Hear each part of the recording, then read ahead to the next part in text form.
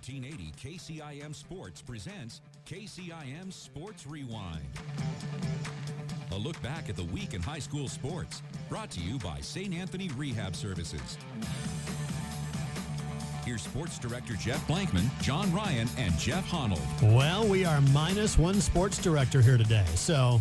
It's raining out. How can they be having golf? I think he's playing hooky. Possibly. I'm not sure what. We better check a casino. Either that or he's out underneath a tree in the Ames golf course somewhere. Please. That would be hilarious to see that out there. So that just means more airtime for everybody else. Does that mean we go long today? It actually means the program will be about 5 minutes long today, and we'll probably just cut it off from there. Right. We're out early today. Actually, no, we've got a special guest here in our studio with us. Decided to bring in Randy Snyder, half of the listening audience, I believe, for KCIM Sports what are we Rewind. thinking here? We're not always listening. We just cut our audience in half. Yeah, I still have my radio on at home, so okay, you all right. still got that pull from Northwest. The cows can hear it? The cows and the calves. All right. Well, We like that. we ordered up the rain just for you so you could make an appearance here today. Appreciate that. Yeah. And that's National Hot Dog, or what is it, Hamburger Day or Hamburger something. Day. Yeah. I knew something special Where was are going to they? happen today. Yeah, You couldn't get the cattlemen to bring him in? If they're listening, Nope. Delivery boys. If anybody's got their number, bring them on in here today. So we decided to talk a little bit about the Kemper baseball team, about the Merchants coming to town, because, Jeff, you've got them coming up at the end of the week. But going to start out, of course, with maybe the biggest story around right now. It's Nick Nurse and the Toronto Raptors. Randy, you said you've been following these guys into the NBA Finals, first time ever for Toronto, and that's exactly why Nick is there. Yeah, we were just talking about off air when Nick was a little guy and he attended Kemper and all the fun we used to have with him, and played baseball with his brother Steve, and have some great stories. But Nick was a determined young guy. He could tell them he was a survivor, and by golly, he has a chance to win final here. And what were you telling him? what was the quote? Something about I was flicking Cheerios at him and accidentally hit him a couple times, but we reassured him that he would amount to something very special. Yeah, that's not the story I remember. That was not the encouraging words I believe we heard off air.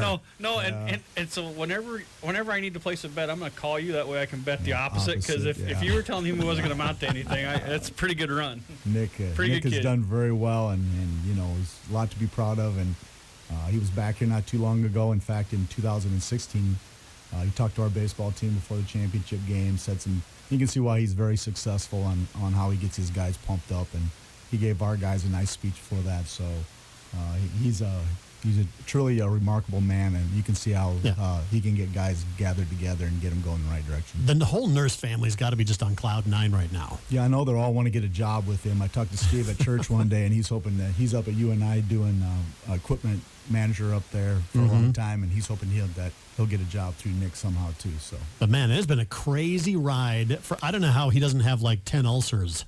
Right now through the playoffs. They fall down in that first series. Kawhi Leonard with that amazing shot to win over the Sixers, and then you drop the first two to the Bucks. I mean, it seems like they've been behind the eight ball all playoffs. And he had it together. If you watched him when that ball was bouncing on the rim and Kawhi hit that shot, it was bouncing. I mean, he was so composed. He jumped a little bit, but in his post game, he was very cool, calm, collected, very appreciative, knew the moment. That says a lot about. Should we drug test him? I think he's okay. Get one of those pressure cuffs on him. Make sure he's still alive. I think he's okay. I know the press cuts him up a little bit for some of his facial gestures, but when that's all you got to dump on a guy, I mean, you're grasping. But he's a very good coach, and we wish him the best. Boy, I tell you what, this guy has just grinded away during his career. I mean, he's been all over the place coaching. He's been over in Europe. Every spot he's gone, he has won. He was even an Iowa State coach for about a cup and a coffee, and then they made the coaching change.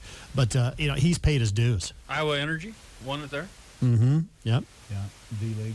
And, he's relentless. And that's the sign of a good coach. You just don't go away. You're always relentless. Kind of find a way to stay in it, And he that overseas trip that he had over there, that kind of set a precedent for him. He got his foot in the door, got his name out there, and coming back here and as an assistant in Toronto was just a great fit for him.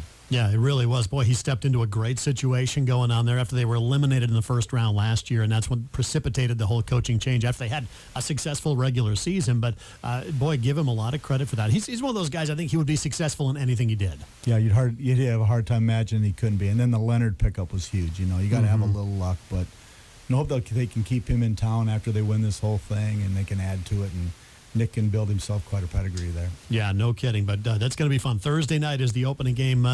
What do you think against the Warriors? I mean, that's a tall task. Well, you're lucky Durant is not playing already, but if they can take care of home court a little bit, maybe sneak one or two out there and have a little luck on the road, you just don't know. Anything can happen. All right, so we got to turn serious talk here. Cubs Cardinals this weekend, right? Oh.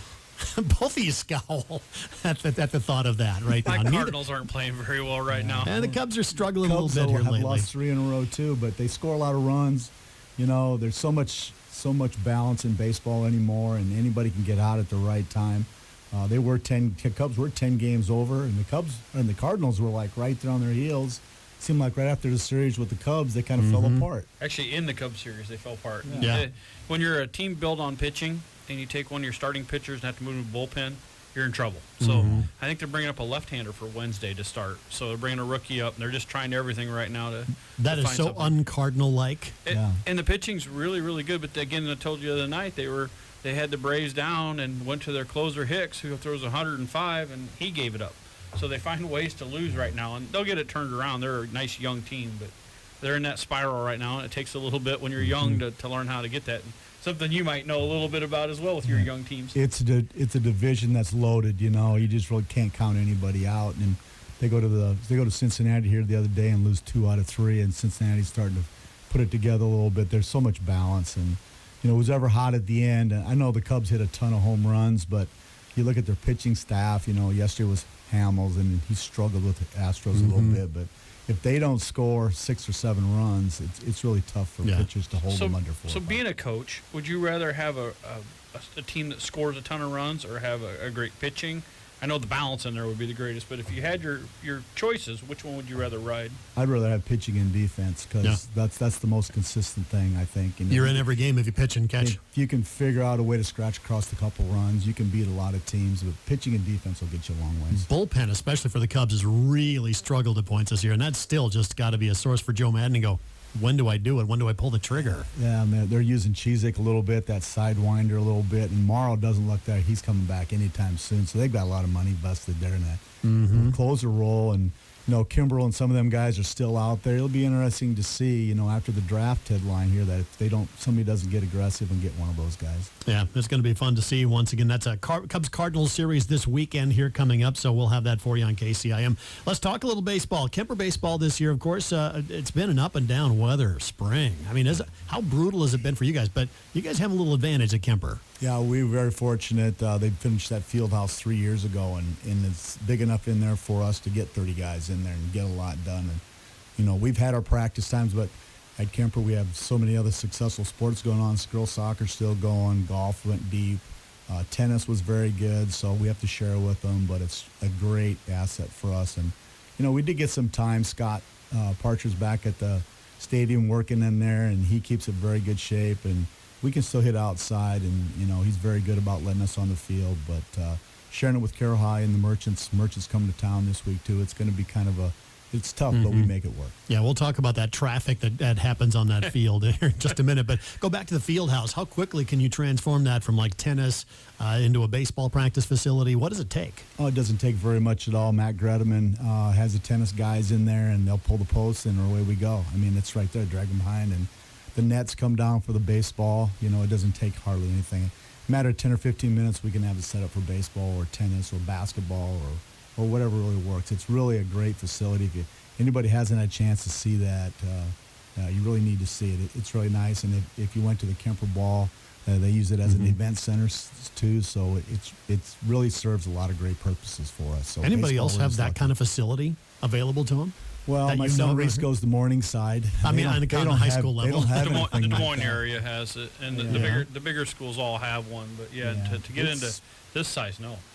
No, you go to Orange City and up in that area where they share with the colleges. Some people where they share with colleges, there are places available, but not around here. Yeah. Let's talk about so far your team. Got a young one this year. Only 2 seniors on the team this year. That is so un-Kemper-like. Yeah, but you know what? It's kind of the forte anymore. It's just hard to get seniors to play, and it's something all of us coaches talk about all the time. And we've played 4 games, and I've talked to of those Spirit Lake, Red Oak, and Clarinda, they all had 4 to 5 kids off their team last year that did not decide to come back, and they were all primetime players.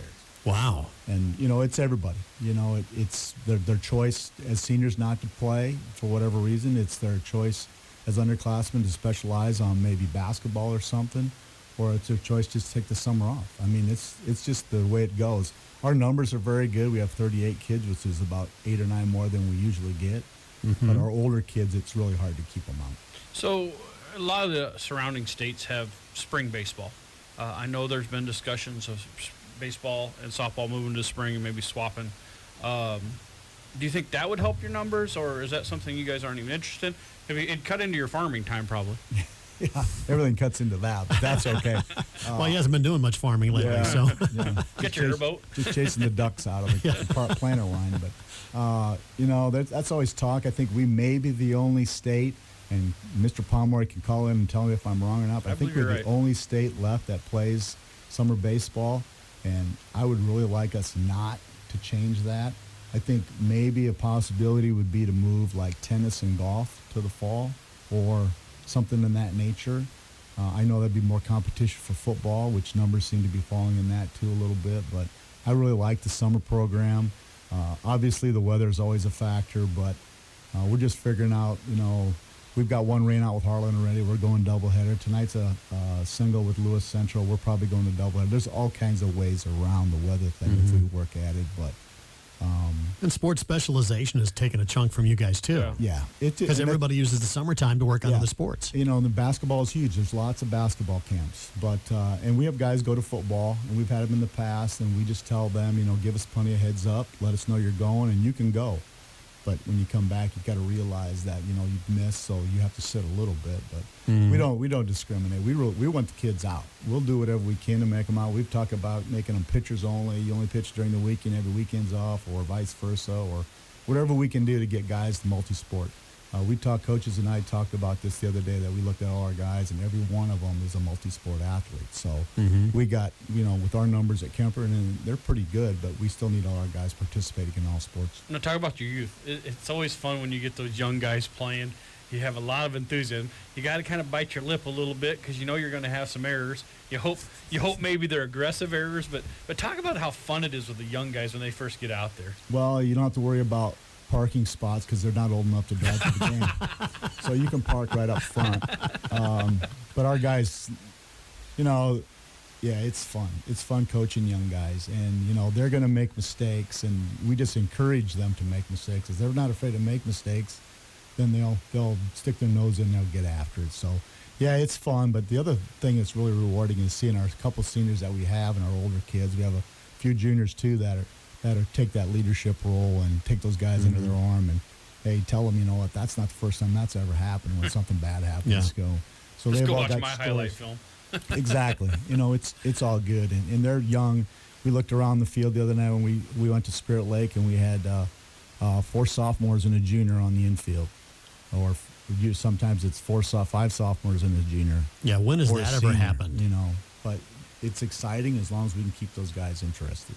Talk about there's been some rule changes the last couple of years, like pitch counts, things like that. Everybody's kind of gotten used to that. How do you like it, the rules? Do you see any changes coming there? Well, I'm very fortunate. I got Coach Klink working with me, and he's a numbers guy, and he's a teacher up at school, and he's technology savvy, and he can do all these things, and he keeps track of all that for me the last 3 years. So I'm very lucky. Well, you got a regular phone, though. It's not a flip phone. Yeah, but I don't know how to run that. Oh, okay. And, that's just for show. That's just something I carry around, so you guys think I'm in technology mode. But anyway, as far as the numbers go, I think, in the past we may have overloaded guys, and I can see it from going to college games the last couple of years that the college coaches, they need a fresher arm to work because they're really taxing them pretty good there. So, I think it's a good thing. It makes us develop more pitching. It makes us think about things a little bit more. Maybe going lighter with kids on the number early in the year, and so they last at the end. There's more opportunities for those kids that do want to explore the pitching realm. And that's true, too. The kids see that, hey, this guy's only going to be able to throw so many today. I'm going to get a chance, if we get into any trouble. So I think it's a good thing. I think it's something that really has made baseball better for us. Because you're sharing the field with the Merchants and the Carroll Tigers, of course, so we're going to talk about that coming up next here on KCIM Sports Rewind.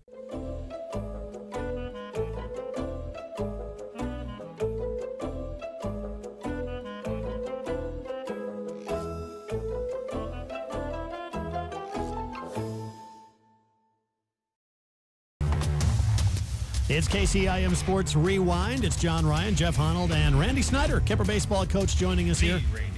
The Randy Snyder. Excuse me. Before you get too far, John, I've noticed one change in Randy's coaching style. You're a little faster walking to the mound now. What is that? Is that a change? Is that you only get so many seconds? Is that why we go out and back so fast? Well, in the past, I've always checked with Jeff if we're going to be breaking away for 30 seconds or a minute, and I'd look up and he'd give me some kind of an indication. But most of those times I had the gout going so bad, so my wife has done a better job of hydrating me so I can walk faster and I'm not bumping my toe all the way. Okay. So cut the commercials a little shorter this year. It'll be a quicker We can do some 30s. We did used to time him with a calendar every time you walked out there. So I've heard that. Let's talk about the field. Merchants Field is got to be one of the best used facilities out there, and give all the credit to the grounds crew out there. Talk about that field, playing on it for high school and having to share it with 2 other teams. Well, the thing never gets old is when the other team comes and they get in that dugout and they start looking across that field like they have something they've never seen before, and they see it. And every field that we go to, no offense to anybody else, but it's one of the best, if not the best, natural grass turf, natural grass fields in the country. I don't know where else they'd be. Went to a lot of college games again last spring. Nobody even close. I mean, it's ideal. And Scott, yesterday, Memorial Day, he's in there. This is a part-time guy, by the way. He's in there working on that thing. So Scotty does a great job. We're very, very lucky to have him. I was talking to him a few weeks ago, and he was complaining about the grass type. He's trying to keep one type in there, and an invasive species has come in. He's upset. He said he killed off the right field and redid it, and it's still growing back there. So he's just a perfectionist. I mean, all of us look at it and go, oh, my goodness, that is beautiful. And he's complaining because it's got the wrong grass type. Yeah. He's just not somebody that goes in there and cuts the grass, folks. This is an artist. This is a guy that really does a good job. And he is very particular about how he wants it. In fact, yesterday we gave instruction on how to run a rake and a broom because he wants it done the right way. So, yeah. And you can appreciate that. That's what it takes. I mean, every Merchants player to a T comes in and says, this is the best field we play on by a long stretch. Even their own home college stadiums, a lot of time, this is the best. But talk about, sharing that field. It gets a lot of wear and tear. I mean, what are some of the problems that you have with that kind of, traffic on it? Well, depending on the weather, again, and this year is going to be a test, too, with all the way the water is that we cannot be on there when it does not fit us. I mean, if the infield is not playable, we go backwards when we tear it up. So it's between Ryan Young, who's the new head coach at Carroll High, and Cody Williams, who's the head coach on the Merchants side of it. That we got these phones. We can text each other back and forth, and if we don't have to practice on it, it's just the benefit because it'll last a lot longer when it comes to late July. And but Scotty Parcher is the key. He's the guy. I mean, without him, this thing is not possible. Now, talk about Cody a little bit. I mean, that's got to be great to see him come back and manage the Merchants. And do you get a chance to be around the Merchants very much? My son Reese is going to play part-time with him this year. We watch him as much as we can over the year. I think it's great for the kids. He sits out in the right behind first base up on towards the top. I see him over there. Yeah, and it's just great to sit back there and watch. And Cody, we're excited. I feel a little threatened by Cody now that he's a coach and he's coaching me at that level. But he's a great, energetic young guy, and I think he'll do a good job. But it'll be exciting. They actually have a game on Friday, I hear. So there might be the first game in there this week, the way the weather's going. But it's a great thing. I don't think anybody ever imagined that it would escalate to the level that it's at. But talking to some of the sponsors and the people behind it, like Jim Allen and the guys, Mr. Perrin, that they get a lot of support and a lot of help from everybody else in the community, and that's why it's possible. So that gem of a field that we have to play on, it's just nice to have 3 teams that can get on there and play as much use as it gets. Do you guys get much interaction between the players? Is there anything at all really between your players and the Merchants players? Not a lot, but they know a lot of them. I mean, my wife and I, we've hosted a couple of them over the years, and Reese grew up with a couple of them. So we get to know them pretty good. We knew Coach last year a little bit. They'll be around at practice once in a while, walk through and watch what we're doing and give us a little input, which is really nice, I think. But after the season gets going, either they're on the road or we're on the road or Carroll High's on the road. So it's really difficult to. But towards the end of the year, it seems like you make friendships with those guys, and they're great people to bring in the community. Now you're doing the games this summer, Jeff Honnold, of course, and talk about the fun that is and getting to know those kids. Well, 9-inning games are a little different than 7. Yeah, I do love the changes they made this year. I do too, because my bladder struggles at 9. I'm just telling you. The extra 2 innings don't think costs much. You but got to that is. do like the Cubs do. You got to take that 5-inning break where you go out to the bathroom and have a smoke and come back. We're working on that. We're working on a couple broadcasters. I'm not sure we're going to let Johnny Biter run solo while I go to the restroom, so we'll have to work through that a little bit. But we are going to have quite a few. I think Doug Wanger is going to do some games, and we have some other people. But they're going to live stream every game, home and away. With the help. Thanks to the great folks from Johnston Communications who are just gonna say back over there again. Hiding in the corner like they always do. But those aren't creepers. Those aren't fans, Randy. Those are the actual people here working in the studio. That was some new help that you had. They're the only people that actually work during this show. I heard you on the broadcast saying the Johnston people, and I'm thinking, where's the Johnston people? Over in the corner. They like to hide on perching. The only one that should actually be on camera sitting back here in the corner. But we're going to do all home and away games, and we're going to test. We're going to try to get maybe even a 3-camera angle, maybe 2, so we get different shots and different views. At least on the home games, away games probably want a single camera, but should be a lot of fun. Somehow Jeff and I got stuck on the committee on the game day committee. I'm not sure how that happened, Mr. Perrin. But we're part of it. We're excited about it, and I think it'll be fun to be able to tie in all of it, the radio and internet, and then even with Dish Network has a community. So they'll be able, if you have Dish Network, you'll be able to watch it there as well. Very cool stuff. So they're opening up this Friday, Storm Lake Whitecaps. Again, the daytime games, the weekday games are going to start at 6:35. Correct? 6:35, yep. And then only there'll be 7 innings. Yep. That's going to save on the pitching. And all of the weekend games, they start at 4 o'clock. Is that right? No, there's some evening games on Saturday night. Is there? Yeah, some Saturday and Sunday evenings. But those will be 9. And, again, beer available, adult beverages. Sometimes they get delivered up to us. It's kind of nice. It really is. Got to beg a lot once in a while on air to get them. But well, we got to talk. Blankman, according to his contract, needs some airtime, so we're going to give him a call on the phone. We're going to take a break. We'll be right back.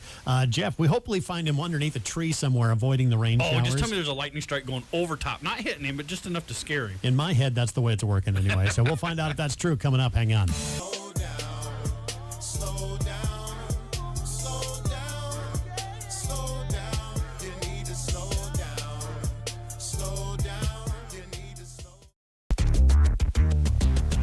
It is 1380 AM, 95.1 FM KCIM. We've got Jeff Honnold, Randy Snyder in the studio here. There, Jeff Blankman out on the golf course in Ames right now. No, it's not a day off for Jeff. He's out there covering the Girls State Golf Tournament. Things just getting underway, right, Jeff?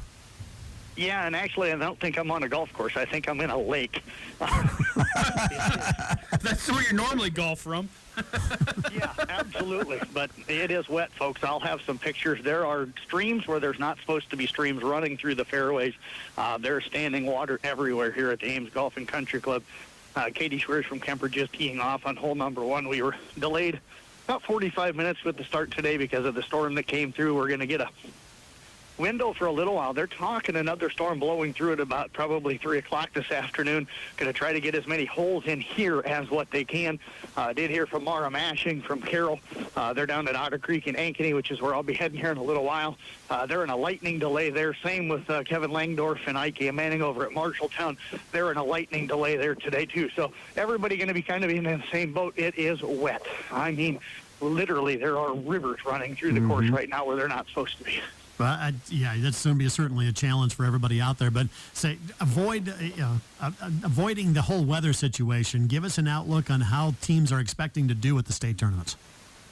Well, I think Katie's got a chance to probably maybe be in that top 10, 15, depending on how things go.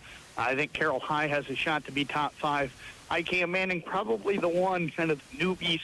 I think hadn't been to the state. I think it'll probably be for them being able to handle the conditions as well as handling the nerves early on. I do say with today's situation and probably the way it's supposed to be raining again tomorrow, if we even get day number 2 in at any of these locations, now people are talking the better golfers are probably going to be the ones that do better. But I'm almost thinking the ones that are mentally tougher and can handle being soaked all the time. Shoes are going to be wet. You're going to be playing in conditions that you really aren't used to playing in. So it'll be interesting to see how everybody holds up through that. Now, does the girls' union actually tell people what's going to happen if they have to delay, or is that something they just only announce if it happens? It should be on their website. I don't know if it was this morning or not. I didn't get a chance to check. But normally the Girls Union is really good at posting on the website of what's delayed and what's not and what new start times are. But today I think it was kind of one of those that they were just waiting for some of the storm to go through and kind of try and get on the course as quickly as they could. Randy Snyder's here with us, and Randy, you talk about weather delays. I mean, they're tough to deal with as a coach. I mean, you're in a totally different sport, but you're all kind of in the same boat when you're dealing with weather. Every 30 minutes, a lightning strike, we get a delay. Every lightning strike is a 30-minute delay, and that just really wreaks havoc on you, especially when it's lightning all the time. Which one was it?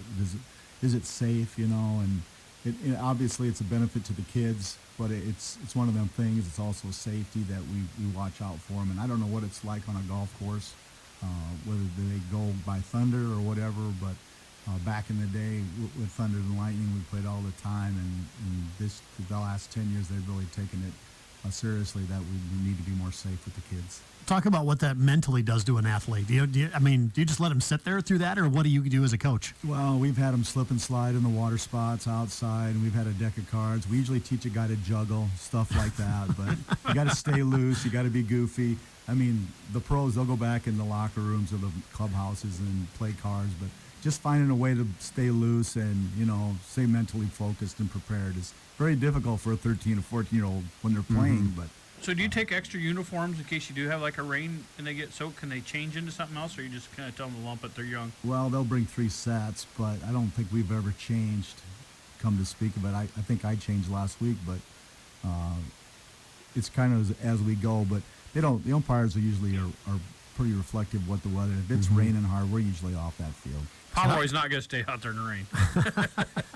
So how do 40-plus-year-old sportscasters do it, Blankman? Well, I'm in a rain gear right now, getting ready to jump across a pond here or a stream that's been created with all the rain here today. But one of the other interesting thing, guys, today, too, is with as wet as it is, if you hit into the sand, you get to pull it out of the sand and drop behind the sand because all the sand bunkers are pretty much underwater. Even if you drop somewhere or you hit out into the fairway, if you're in water, they will let you pull it out and take it to a dry spot back behind it where you hit. So it's really going to be interesting with all of the water and everything that's on the course as I jump across the creek. Hey. How crazy it's going to be here today. I know that sounds like my normal golf. I was going to say, you can't do that normally? Yeah. Hey, John, he went out and got Columbia rain gear. This guy's actually got name brand rain gear on. He's pretty sharp right now. Wow. Yeah, except for I don't have waterproof shoes, and they are soaked. Got everything but the boots, huh? Yes, I do. That's an amateur out on the course right there. Absolutely. You would have thought you learned from state track. We got soaked enough. I'd have thought you got some rainproof shoes. No, I'm still pretty dumb. Oh, I'm not arguing. Talk about tennis coming up. You've got that later on this week as well. What's the preview of that? Well, you've got Kemper with Isabel Schwabe over in 1A singles tomorrow afternoon. She'll take on Sophia Walker from Red Oak. Those two very familiar with each other, have played each other a few times this year. Then you got the doubles team of Abby Bass and Samantha Shorty. They'll be taking on a team from Waverly Shell Rock in the opening round. I'm hoping to be able to get down there tomorrow. If I can get all 3 of the golf teams covered today, I'll be in Iowa City. Believe it or not, Honnold, I'm going to Iowa City. I'll be in Iowa City tomorrow. All right, makes up. I've been to Lincoln enough lately. You need to get over there and enjoy the scenery. I may not survive that trip. We'll see. We can only hope. Your skin might burn a little bit, but that's probably normal for Nebraska fans. So, absolutely. All right. Well, by tennis, you should have your rain boots, right? You're going to go out and buy some? I'm buying some before I get done today. All right. So we'll check in later with Jeff Blankman once again. And by the way, we made it all the way through a rewind show, and I didn't mention my Minnesota Twins, which are way better than both your Cubs or the Cardinals, by the way. You know what? I listened to them when I was driving across South Dakota. I thought about you. That I'm listening to the Twins, and they're winning. I'm sure he's happy. I have no idea how Rocco Baldelli is doing it, but boy, they got the right guys at the right time. And that's exciting. That's great that they have a lot of guys nobody's heard of, and they're great baseball players, and they're getting it done. That's nice. It's been a lot of fun being a Twins fan this year. So better than being a Cubs or Cardinals fan You're now. correct. So you've had the better of it for about 4 decades now, yeah. But we're having our time here. So absolutely, Randy, thanks so much for joining us. We appreciate it. Thank you for having me, guys. Get back out in the field now. Yep, I'm going. All right. Jeff Honnold once again joining us. That is KCIM Sports Rewind. When you need to know